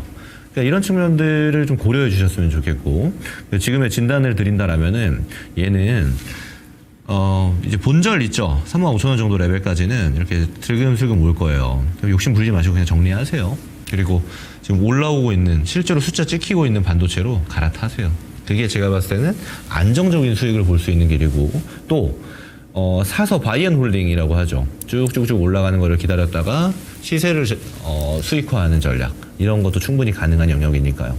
그래서 에이징랜드보다는 저는 지금 다른 반도체들이 훨씬 더 좋아 보인다는 의견 드리고 싶고 그쪽으로 갈아타는 의견 말씀을 드려보도록 하겠습니다. 예, 자 녹십자입니다. 17만 원에 18% 매수하신 분이에요. 오늘 주가가 3% 정도 좀 올라와서 진단 올라온 것 같은데요. 상당 기간 고생을 좀 하고 계시네요. 예, 요즘 뭐 제약 바이오 종목들, 제약주 쪽에 최근에 이제 삼성 바이오스가 120만 원 좀 찍고 조정을 좀 받고 있고, 바이오 쪽에 알테오젠만 거의 이제 신고가 근처까지 올라오면서 전반적으로 제약주도 좀 부진합니다. 좀 움직여야 될 때 좀 못 가서.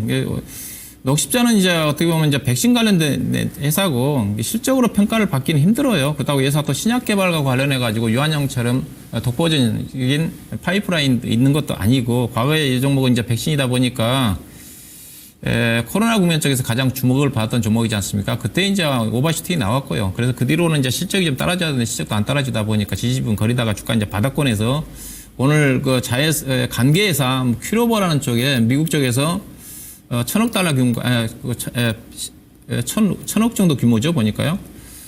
투자 유치했다는 것 때문에 주가가 올라가는데, 근데 이거는 영향 없어요. 1억 1,000만 달러니까 한 1,600억, 1,700억 정도 좀 되겠네요.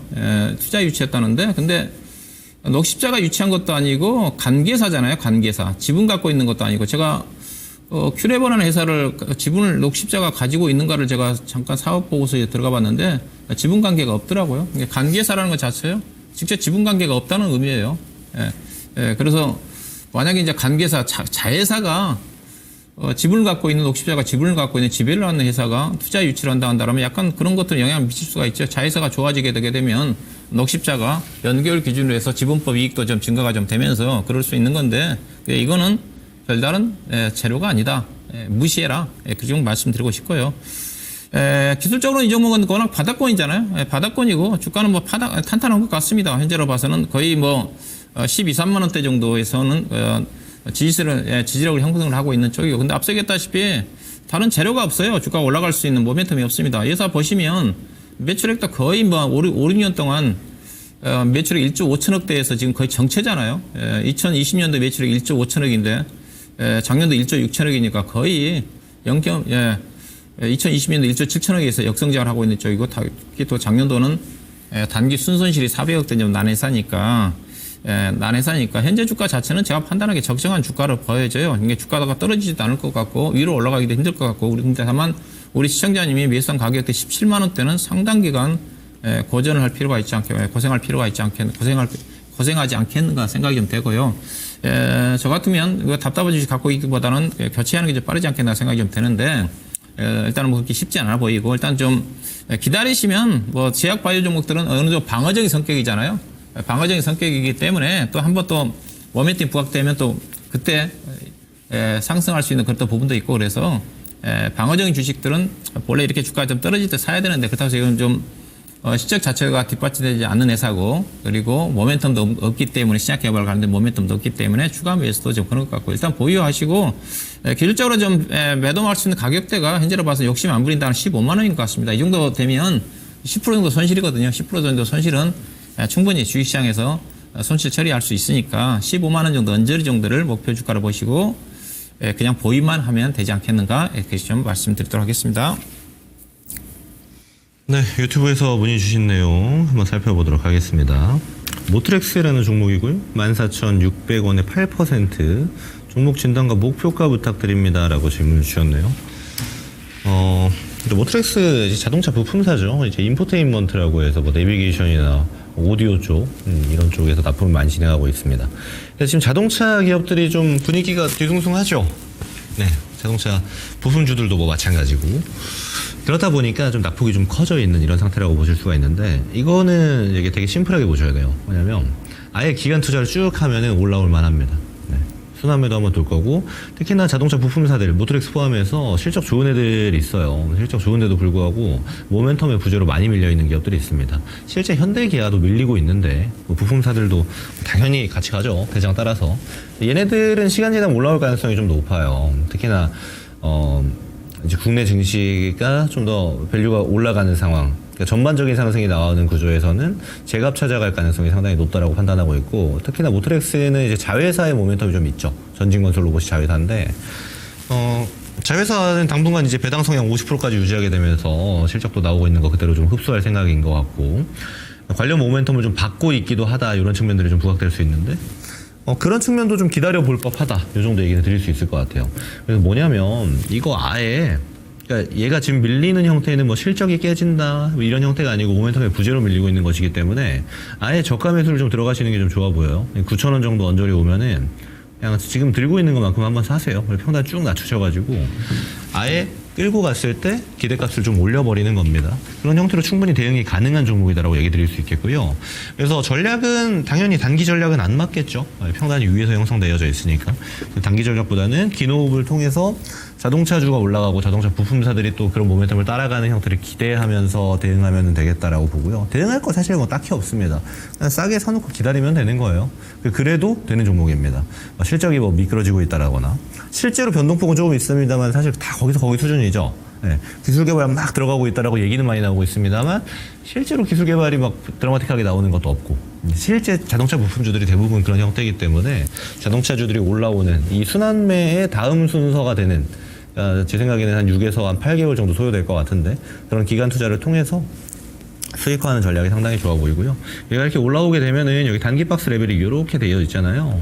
지금 이 하방이 한 9,000원 정도 되고 상방이 한 12,000원 정도 레벨 잡히는데 이게 돌파하게 되면은 평단이 이렇게 낮춰지겠죠. 한번 9,000원에 한 번 더 샀다라면 여기까지 샀다라는 가정하에 좀 끌고 갈 수 있는 영역이 있고 15,000원 레벨까지는 충분히 우리가 기대할 수 있다라는 측면. 그래서 기간 투자 종목으로 두시면 될 것 같아요. 그다지 큰 걱정 안 하셔도 될 것 같습니다. 이렇게 의견 드리도록 하겠습니다. 네, 자, 이스트 서포트입니다. 25,700원에 30% 매수하신 분입니다. 예, 어떻게 해야 될까요? 예, 그렇게 물어보셨습니다. 주당, 거의 7,000원 가까이 손실이니까, 30% 정도 손실이네. 25%에 30%. 고민이 좀 되죠. 여기다가 이제 AI 소프트 기업이니까 이슈 때문에 가는 거잖아요. 이게 하여튼 국내 여러 가지 최근에 이제 AI들 관련된 종목도 앞서 이제 로봇도 얘기했지만은 아직까지는 이게 이슈 중심의 그 모멘텀이거든요. 관련 기업들이 이제 실적으로 검증받기 위해서는 상당히 좀 시간이 많이 필요해요. 예서도 여러 가지 그 AI 시장 관련해가지고 여러 가지 음성인식이라든가 여러 가지 관련 쪽에 제가 알기로는 영상이라든가 AI 시장이 확대가 좀 되면 약간 수혜를 받을 수 있는 그런 어떤 부분들이 있다고 좀 봐요. 좀 시간이 가야지 정말 혜택을 받는지 검증을 해봐야 되겠지만은 다만 이제 단기적으로 주가가 모멘텀이 없는 국면 쪽에서 이제 걱정되는 것 자체는 실적도 안 따라주고 적자가 나고 적자는 늘어나고 있고 작년도도 회사가 적자 났잖아요. 적자는 계속 늘어나고 있잖아요. 2022년도 57억 적자 났고 2023년도 89억 적자 났고 작년도는 135억 적자 났고 그러면 어때요? 계속 이제 자본을 까먹잖아요.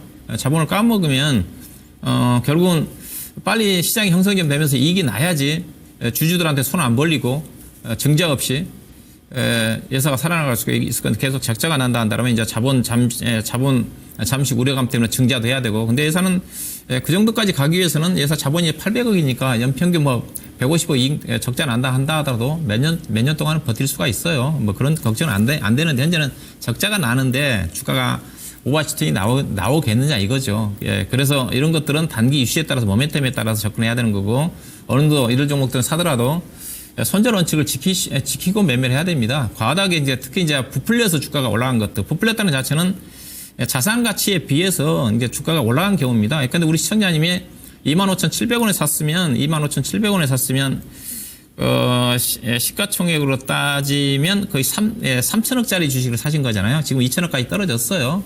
그러면 3천억대 살 때 회사가 자산이 회사 자본은 700억짜리잖아요. 작년도 146억 적자를 빼고 나면 한 600억 정도밖에 안 되겠네요. 그러면 5배 정도 프리미엄을 주고 산 거지 않습니까? 500%. AI 산업이 형성되면 회사의 또 소프트웨어 시장 자체가 열리면서 실적이 좋아질 거라 샀는데 당장 AI 산업이 확대된다 하더라도 당장 1년 동안 돈이 안 되니까 그런 부분들은 리스크 관리가 필요했다는 거죠. 그래서 주가 이런 유형이 있는 종목들이 많습니다. 그래서 일단은 주가로 봐서 그래서 사실 이제 실적이 안 따라주고 모멘텀으로 가다 보니까 모멘텀이 꺾이니까 주가가 좀 내려온 거고요. 현재로 봐서는 주가가 여기서부터 뜬 거잖아요. 작년 10월 달부터 AI 관련 소프트웨어 종목들이 부각이 좀 되면서 이때 이제 아무래도 트럼프 대통령의 관세 정책 때문에 무풍지대가 소프트웨어 쪽이니까 관련 모멘텀이 좀 부각이 된 거지 않습니까? 그래서요. 관세 무풍지대라 얘기를 하면서 그러면서 그냥 꺾이면서 주가가 좀 내려왔는데 현재로 봐서는 거의 상승 초기 단계까지 다 내려왔어요. 저점 형성이 좀 된 것 같습니다. 다만 기술적 반등이 나오는데 과연 우리 시청자님 비해서 가격대인 이 정도 27,000원대 이 정도 사셨는데 27,000원대까지 주가가 가기는 좀 쉽지는 않죠. 현재는 본다 한다라면 해서요. 이 정도네. 거의 높은 상태에서 사네요. 그러니까 27,000원대에 사셨으면 리스크 관리 필요하거든요. 고점에서 해서요.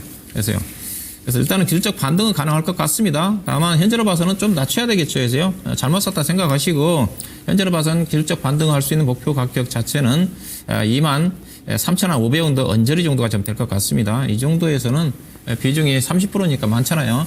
최소한 반 정도라도 손절 좀 하시고 그리고 나머지는 뭐 우리 시청자님 위해서 가격대 정도가 기다려본다든가 뒤늦게나마 그런 리스크 관리 전략이 필요하지 않겠는가. 현재로 봐서는 저점 형성이 된 것 같습니다. 기술적 반등 목표 23,000원대 언저리를 보시면 될 것 같습니다.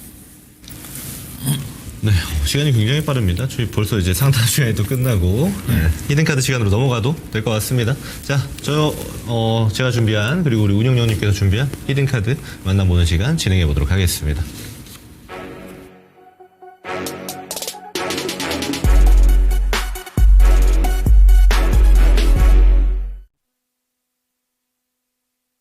네, 오늘은 제가 먼저 출발해 보겠습니다. 우선 리뷰 드릴 종목들이 있어서 리뷰 좀 드리고 다음 순서 진행해 볼게요. 우선 제가 3월에 드렸던 종목들이 다 목표가 도달에 성공했습니다. 첫 번째로 드렸던 게 물론 둘 다 지금 반도체죠. 둘 다 소부장이고 3월 4일에 드렸던 게 주성 엔지니어링입니다. 실제로 지금 반도체가 수출 데이터가 돌아섰다라는 거 2월 수출 데이터 보고 좀 이야기를 드렸었고 이때 먼저 반응하는 게 지금 소부장 쪽이었다 이런 코멘트도 같이 좀 드렸었는데 지금 주가 퍼포먼스는 한 2주 정도 기다리니까 다 나온 것 같아요. 그래서 이 다 나왔다는 게 뭐 끝났다는 건 아닙니다. 저는 반도체가 다시 출발하는 단계에 있다라고 판단하는 사람이기 때문에 당연하겠지만 다음 목표가 더 드리고자 하고요. 주성 엔지니어링은 그 와중에 해당 종목들 중에서도 가장 강한 형태 사실상 단기적으로는 지금 거의 1등주의 모습을 보여주고 있기 때문에 기대값이 좀 더 큰 종목이기도 합니다. 그리고 오늘 같은 경우는 좀 윗골이 세게 달렸어요. 이거는 주성 엔지니어링이 뭔가 안 좋아서 윗골이 달린 게 아니고 반도체가 오늘 다 내려갔기 때문에 그렇습니다. 삼성전자 분봉 차트 보면 이해되실 거예요. 갭상승했다가 쭉 내려가는 모습. 그래서 전반적으로 반도체가 오늘은 조정이 나온 날이었기 때문에 없는 분들도 슬슬 좀 담아야 되지 않나 이런 판단을 할 수 있는 그런 자리이기도 합니다. 그래서 우선 사신 분들 다 수익 축하드린다라는 말씀 드리고요. 다음 목표가 이야기를 드리도록 하겠습니다. 다음 목표가는요. 43,000원 이야기를 드리도록 하겠습니다. 이 친구가 라서 위에 선이 안 그어지네요. 43,000원 다음 목표가 이야기를 드려보도록 하겠습니다. 자, 그리고 이제 3월 둘째 주에 여러분들께 드렸던 게 동진세미캠입니다. 실제로 제가 이 소부장 섹터의 수출 데이터 올라왔다고 얘기 드리는 게 대표적인 게 동진세미캠이었어요. 그래서 어제자죠. 어제자 이제 목표가 도달을 하고 또 잠깐 쉬어가는 구간에 등장을 했는데 11일 날 제가 여러분들께 소개를 드렸으니까 사실 완전 저점 레벨이라기보다는 요럴 때 제가 이야기를 드렸던 거예요. 그럼에도 불구하고 바로 목표까지 도달할 정도로 반도체가 최근에 퍼포먼스가 굉장히 좋은데 오늘 조정 나온 거는 사실 좀 예측 가능하긴 했습니다. 왜냐하면 단기적으로 너무 많이 올랐고 실제로 수급의 형태를 보더라도 개인 투자자분들의 이제 개입도가 좀 올라갔죠. 실제로 이제 외인 기관이 주축이 되는 종목들은 지속성이 좀 있는 형태가 또렷한 경우가 많은데 이제 개인 투자자분들의 개입도가 높은 종목들은 아무래도 좀 변동성이 좀 튀는 형태가 지속이 되는 것 때문에 그런 건데 또 하나는 지금 GTC가 시작됐죠. 이렇게 기대감이 막 모여서 뭔가 행사 같은 이벤트가 등장했을 때는 들고 있을 때 한번 파는 것도 좋은 전략이 되는 경우가 굉장히 많습니다. 특히나 이제 GTC 하면 당연히 우리 국장에서는 반도체 날아가겠네 하는 기대감이 막 불러일으켜죠. 그래서 보통은 이렇게 소문난 잔치에 먹을 거 없다 이런 얘기 나오는데 당연한 결과가 좀 나왔다라고 판단을 하는 게 이제 오늘의 증시였고 근데 이걸 토대로 해서 뭐 끝났다 이런 건 아니고 없는 분들이 뭐 채울 수 있는 이 건강한 조정 정도로 저는 판단하고 있다라고 이야기 드리고 싶고요. 다음 목표가 이어서 제시를 드리겠습니다. 동진세미캠은 35,000원 다음 목표가 이야기를 드려보도록 하겠습니다. 자, 그러면 오늘 제가 준비한 히든 종목 같이 한번 만나볼게요. 먼저 히든 섹터는요. 엔터입니다. 오늘 엔터주들은 전반적으로 조정이 좀 세게 나왔어요. 실제로 이제 반도체만 조정 나온 게 아니고 조선방산 정도 제외하고는 전반적으로 좀 쉬어갔던 하루가 된 것 같아요. 반도체만 좀 개별적으로 좀 재료 있는 애들 올라갔던 형태가 있었고, 근데 엔터주들은 제가 올해 한 해 괜찮을 거라고 좀 코멘트를 많이 드린 종목인데 실제로 이 엔터주들이 꾸준히 올라왔어요. 올해 초부터 해서 지금 3월 거의 초까지 꾸준히 올라왔다가 한 일주일 정도 조정세가 좀 지속이 되고 있는데 저는 이게 없는 분들 담아야 되는 좋은 시기라고 좀 판단을 하는 겁니다. 그래서 엔터주를 가져왔고요. 우선 예시 종목들 같이 한번 만나보도록 하겠습니다.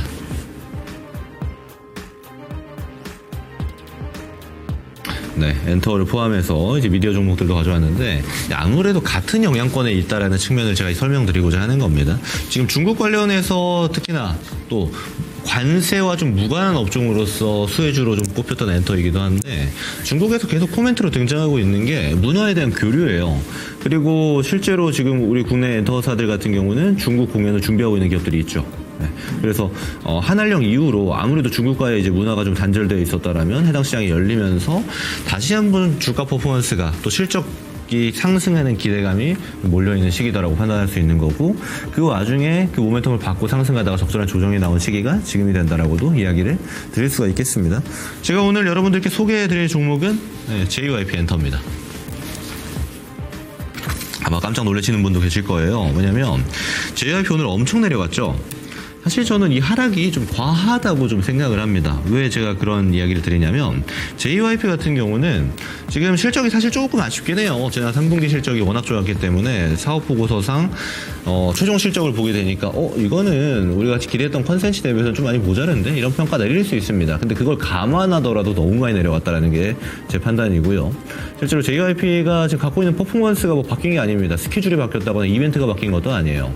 그리고 이제 주력으로 볼 수 있는 스트레이키즈라든지 이제 트와이스 같은 그룹들은 올해 대규모 공연이 예정되어져 있고 특히나 이제 스트레이키즈 같은 경우는 역대 최고 이제 숫자를 기록할 정도의 이제 대형 투어가 지금 준비되어 있는데 수치상으로는 220만 기대하고 있습니다.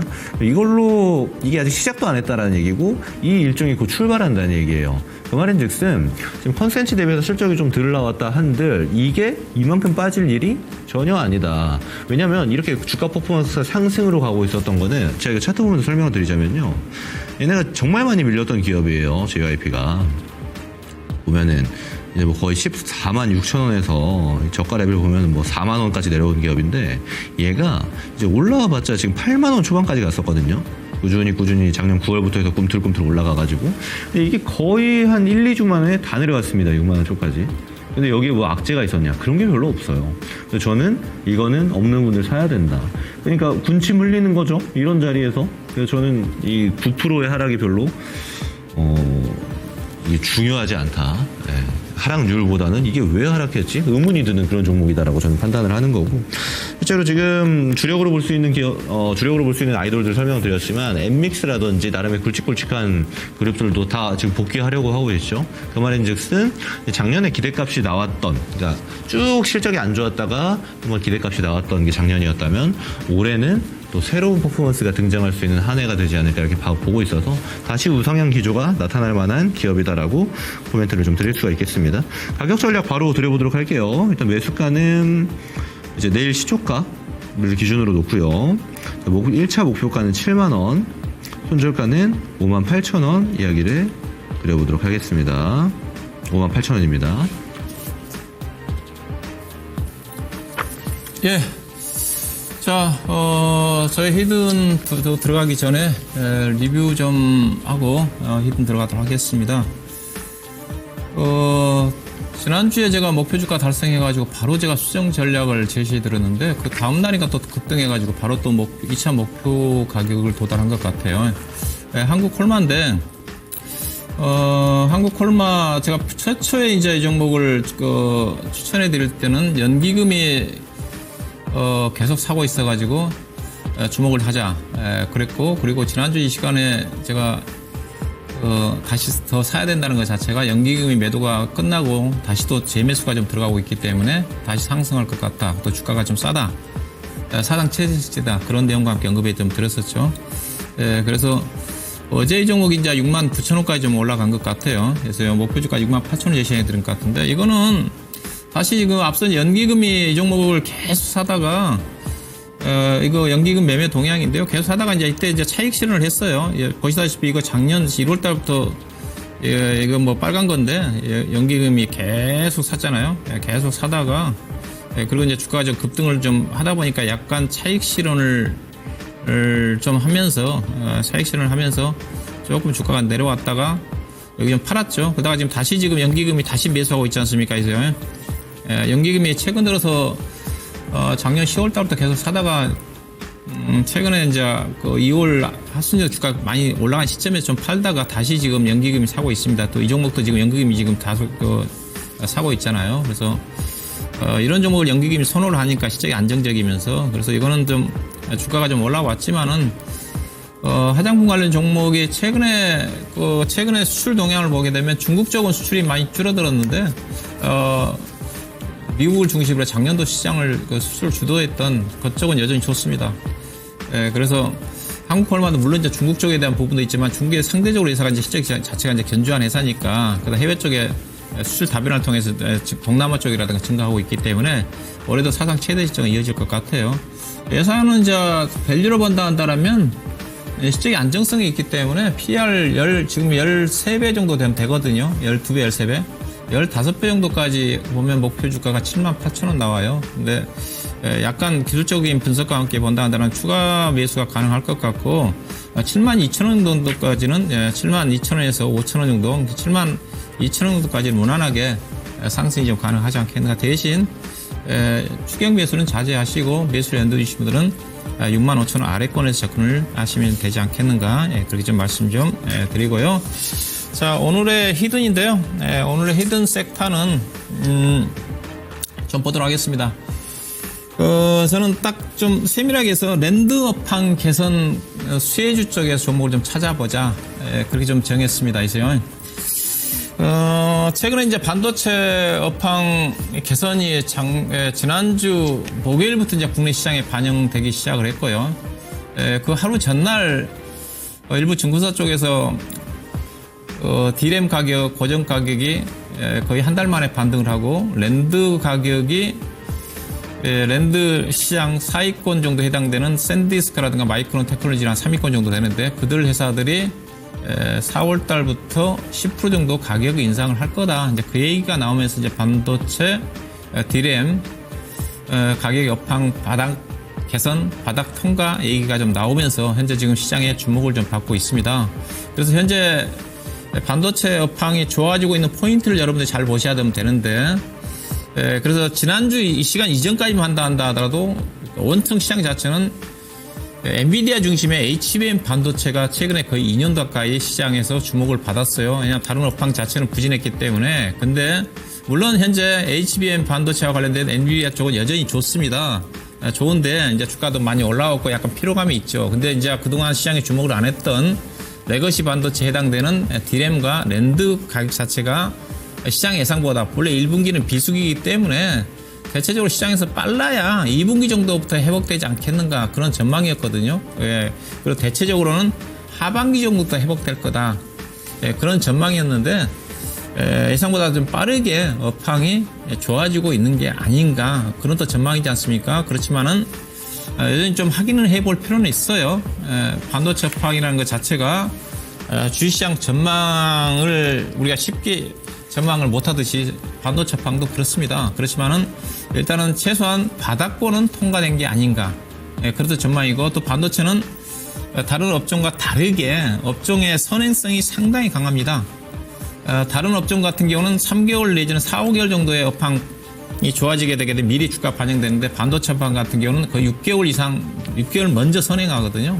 그래서 반도체 업황이 좋아지고 있다. 그럼 확인이 되면 주가는 이미 30% 40% 이상 올라가 있어요. 그래서 지금은 바닥권에서 약간 움직이고 있는 그런 시점이기 때문에 반도체 업황 개선과 함께 개선을 주도하고 있는 반도체를 주목을 해야 되는데 앞서 D램 같은 경우는 대체적으로 HBM 반도체 중심의 DDR5가 주도를 하고 있는 쪽이고 그동안 오랫동안 안 좋았던 랜드 업황 자체가 개선되고 있기 때문에 랜드 쪽에 좀 더 포인트를 맞춰서 관련 종목을 주목해 볼 필요가 있지 않겠는가 그렇게 말씀 좀 드리고 그래서 랜드 관련 종목들이 오랫동안 안 좋았기 때문에 상당히 소외를 받았습니다. 그래서 관련 또 종목들이 올라가려면 좀 더 빠르게 탄력적으로 움직임이 전개되지 않겠는가 뭐 그런 차원에서 포인트를 잡으시면 될 것 같고요. 자 그러면 랜드와 관련된 종목들이 어떤 쪽이냐 보도록 하겠습니다. 어떤 종목들이 있는지 뭐 대부분 반도체 관련 종목 반도체 하게 되면 메모리 하게 되면 D램과 랜드가 있어요. 랜드가 있는데 대부분 다 D램 쪽에 장비라든 공급한 회사들이 랜드도 공급을 합니다. 그렇지만은 D램보다 랜드 쪽에 대한 비중이 많은 회사들이 있어요. 그들 종목들을 보시게 되게 되면 일단 장비 쪽에 유진테크, 테스, 그 다음에 KC텍 장비 쪽이고요. 그 다음에 부품 내지는 소재 단위 종목들이 있습니다. 그 다음에 올덱스, 하나마이크론, TCK, 그 다음에 여기는 없지만은 뭐 KNJ라든가 TSE라든가 관련 또 종목들이 랜드 쪽에 대한 배출 비중이 상대적으로 많아요. 자, 그 중에서 아마 제 방송을 자주 들으신 분들은 제가 어떤 종목인지 대충 눈치를 채셨을 것 같습니다. 제가 종목 진단할 때 이 종목을 가끔가다 언급하는데 올덱스라는 종목입니다. 자, 올덱스라는 종목 자 보도록 할 건데 이 종목은 이제 종목 소개해드리는 경우는 그냥 많지는 않은데 제가 아마 신의 한수 때 제가 이제 부품 단위 쪽에서 워낙 싼 종목을 언급했던 종목인데 그때 제가 얘기할 때 모멘텀이 없어서 주가가 조금 아쉽다 그렇게 이제 코멘트를 달았던 종목인데 지금은 이제 모멘텀이 발생했다는 겁니다. 랜드 업황의 대표적인 수혜주가 올덱스인데 그동안 워낙 저평가했는데 이제 모멘텀이 부각됐기 때문에 관심을 가져야 된다는 걸 먼저 말씀드리고 이 회사는 어떤 회사냐면 반도체 시가이라든가 애칭 공정 과정 반도체는 거의 8단계의 공정 과정이 있는데 시가과 애칭 공정 단계 즉 3D 랜드가 3D 랜드를 3차원에서 층층이 싸는 거잖아요. 그걸 좀 시가하고 깎는 그런 어떤 과정 쪽에 들어가는 부품을 공급한 회사입니다. 회사가 이제 비중 자체가 전체 메모리 쪽에 차지하는 비중이 60%예요. 그다음에 나머지는 이제 시스템 반도체 비메모리 쪽인데 그중에서 메모리 쪽에서도 예사가 랜드 쪽에 대한 매출 비중이 70%가 넘는다. 그리고 예사가 주목을 해야 되는 것 자체가 대부분 매출 자체가 해외 쪽에서 나옵니다. 미국 쪽에서 나옵니다. 거의 75%가. 즉 예사의 주 수요처는 미국이기 때문에 뭐 최근에 이슈화되고 있는 반도체 뭐 관세와 관련해서도 어떻게 보면 무관한 회사라고 좀 보시면 되겠죠. 예사가 미국 쪽에 해외 쪽 비중이 많은 이유 자체가 예사가 2020년도 이전인가요? 웨스트 코츠라는 미국 법인을 인수했어요. 법인을 인수해서 그게 대박 난 거죠. 그 법인이 미국에 있는 마이크론 테크놀로지 중심으로 해가지고 인텔이라든가 부품을 공급하고 있고, 그 다음에 뭐 대만이라든가 매출자가 상당히 다변합니다. 미국의 글로벌 파운드리 쪽에 공급을 하고 있어가지고, 그래서 실적 자체가 상당히 안정적이다. 그 다음에 이제 국내 같은 경우는 이제 삼성전자 이제 시스템 반도체가 성장하게 되면 관련 쪽에 새로운 수요처가 등장되지 않겠는가 그런 차원이고요. 그 다음에 회사는 최근 시장 자체가 이제 스마트폰 시장 자체 약간 회복되는 조짐을 보이고 있거든요. 랜드가 좋아지고 있다는 자체는 뭐냐, 가장 전방 산업 자체가 PC라든가 스마트폰입니다. 중국을 중심으로 해가지고. 그래서 AI 중국의 스마트폰 시장이 조금 회복되고 있는 것 자체가 중국의 AI 타치 스마트폰 국내 삼성전자랑 마찬가지고, 이와 관련해가지고 회사가 애프터마켓, 약간 후행 쪽에 들어가는 부품을 공급하는 회사입니다. 비포마켓 쪽에 들어가는 부품을 공급하는 회사가 앞서 하나모터리얼즈고요. 하나모터리얼즈인데 그래서 이 회사는 애프터마켓 쪽에 부품이 들어가는 회사라고 보시면 될 것 같고, 자, 이 회사의 원표를 좀 보시게 되게 되면 회사가 반도체 업황이 안 좋더라도 사상 최대 실적을 내는 회사입니다. 표를 보시면 회사를 왜 사야 되냐? 회사가 조그만 중소형 회사지만은 무려 영업이익이 600억, 700억 난 회사예요. 엄청 알짜 회사입니다. 근데 회사 시가총액이 지금 3천억도 채 안 돼요. 안 됩니다. 작년도에 작년도에 실적이 발표가 좀 됐는데 주당 EPS가 3,900원, PER 단위로 500 안 됩니다. 4.지금 8배 정도인가 돼요? 6배요? 그렇죠? 올해 예산은 보면 최근에 10년 동안 한 번도 역성장을 해본 적 없어요. 연평균 10%, 20% 계속 성장을 합니다. 이 예산 믿어도 돼요. 거의. 그래서 이 종목은 제가 장기, 중장기 투자가 가능하다는 종목으로 얘기를 합니다. 왜냐하면 반도체 장비라든가 소재 단위 종목 가지고 장기 투자가 쉽지 않거든요. 실적이 들쑥날쑥. 근데 회사는 계속 실적이 증가돼요. 이게 반도체 장비 소재 소부장 관련 종목들이 아마 7, 80개 정도 되는 걸로 알고 있는데, 이 7, 80개 종목 중에서 수익성 지표로 가장 탑 1등 저평가 종목이 이 종목입니다. PER 5배 미만짜리가 없어요. 없습니다. 그 정도로 주가가 쌉니다. 근데 왜 못 갔느냐? 앞서 얘기했듯이 랜드 업황 자체가 안 좋고, 과거에 이제 랜드 업황이 좋을 때 이 종목이 PER 14배까지 갔거든요. 14배까지 가면 이 회사 주가는 5만원짜리 주식이죠. 각오를 한다면. 그래서 현재 시점이 매수할 수 있는 좋은 좀 기회가 좀 되지 않겠는가. 자, 차트를 좀 보도록 할 건데, 이 종목이 이제 주가 못 가는 이유 자체가 애널리스트 보고서가 없어요. 그래서 주가가 책정하게 못 가는 겁니다. 박준영 운영력이나 관심이 있어서 그렇지 상당히 좋은 종목입니다. 만약 분석 보고서가 나왔으면 주가가 많이 올라가 있겠죠. 여러분들한테 싸게 살 기회가 없었을 겁니다. 그래서 현재 주가는 최근에 주가가 이제 16,000원대에서 19,000원대까지 올라왔는데, 뭐 시가에 접근하셔도 될 것 같고, 오늘 약간 조정이 나왔으니까 목표 주가는 일단은 좀 규칙적 지표를 좀 고려해서 차트상으로 딱 보면 23,000원대에서 물량이 좀 저항을 좀 받을 수 있을 것 같아서 23,500원을 1차 목표로 잡아드리고, 2차 목표 주가는 26,000원. 이 종목은 이제 워낙 탄탄한 주식이라 손절이 필요 없다고 보고 있는데, 손절을 하실 분들은 16,000원을 손절 가격으로 보시면 될 것 같습니다.